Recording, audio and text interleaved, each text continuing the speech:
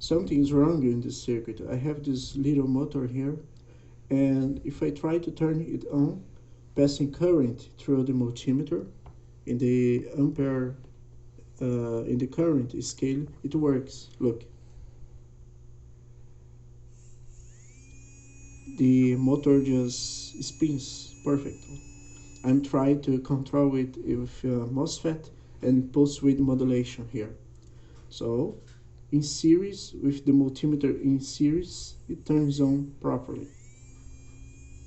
But if I try to connect it without the multimeter, straight from the wires, look, it does not work.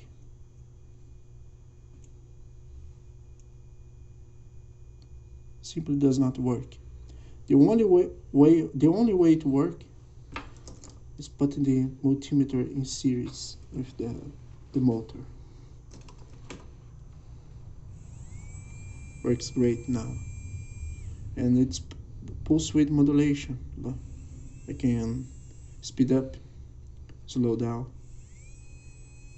Works like a charm.